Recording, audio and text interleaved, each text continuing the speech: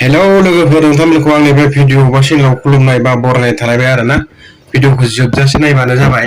सिगां मामाया बुंदोंमोन माने इलेक्सन जोबनाय लोगो लोगो इलेक्सन जाफिनगोन होननानै बे खोथाखौ सिगाङाव बुंखादों। बे मानो होनना बुंब्ला सरकाराव फैफिननांगौबाथाय मुस्लिमफोरखौ आं मालाबाबो शान्ति दोना सुख शान्ति जेसेबांखि आं माने सरकाराव थाबाय थागोन इसेबांखि बिसोरखौ माने खास्ति हाराखास्ति जानांगोन बिसोर थिग बे खोथाखौ मामाया बुंदोंमोन आरोना। नै दा दिनै थिग बेबादिनो इलेक्सन खालामनायनि माने थांखिखौ लालायबाय मामाया।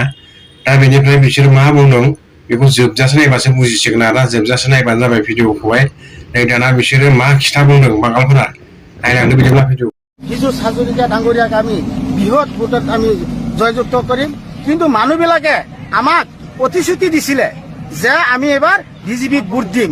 কিন্তু এটা এটা মিটিঙত প্ৰায় 500-600কৈ মানুহ হৈছিলে আৰু প্ৰত্যেকটা প্ৰায় 14টা মিটিং কৰিছিলো আমি। আমাৰ যিখিনি মানুহ আছিলে মই লৈ পেলাই সেইখিনি কৰি পেলাই তাৰ পিছতে তেখেতলোকে এটা কথা কৈছে যে আমাৰ যিহেতু মিনিষ্টাৰক আমাক ভোট দিব, সেইকাৰণে মিনিষ্টাৰৰ লগত আলোচনা কৰি পেলাই আমি কৈছো যে এই অঞ্চলৰ মানুহখিনি আপোনাক ভোট দিব, আপুনি কোনো টেনশ্যন ল'ব নালাগে।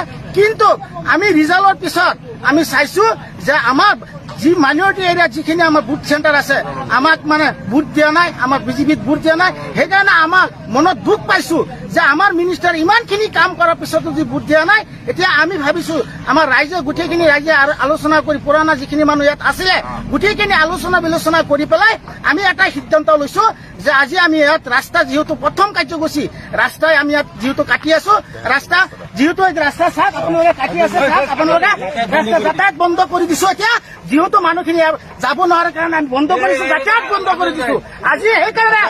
সেইকাৰণে আমি এনেকা কৰিম। আৰু আমাৰ যিহেতু ইয়াত বহুত ৰেচন কাৰ্ড আছে আমাৰ মুছলিম মানুহৰ, সব ৰেচন কাৰ্ড কাটি দিম, এটা ৰেচন কাৰ্ড নাৰাখো। আৰু যিবিলাক অৰুণোদয় আঁচনি পাইছে, যিবিলাক ঘৰ পাইছে সব কাটি দিম।